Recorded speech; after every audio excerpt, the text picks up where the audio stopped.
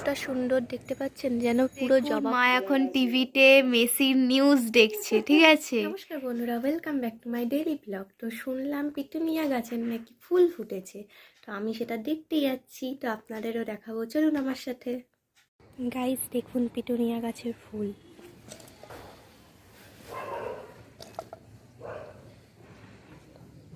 কতটা সুন্দর দেখতে পাচ্ছেন, যেন পুরো জবা ফুলের মতো দেখতে, কিন্তু খুব সুন্দরটা।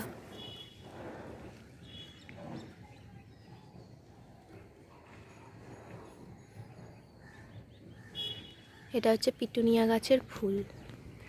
গাঁদা ফুল এখনো ফোটেনি, তবে ফোটার একটা সম্ভাবনা আছে। এদিকে বেগুন চারা আর এদিকে হচ্ছে লঙ্কা চারা।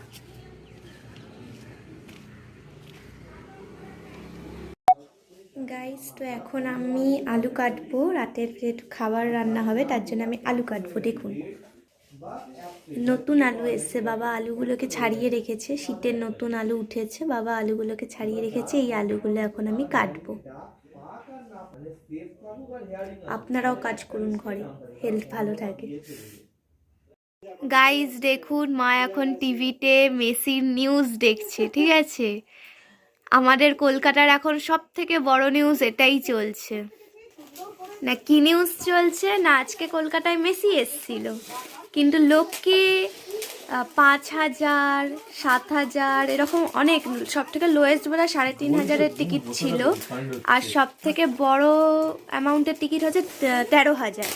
তো এই রকম লোকে দাম দিয়ে টিকিট কেটে মেসিকে দেখতে গেছিল, কিন্তু তারা ঠিক করে মেসিকে দেখতেও পেল না।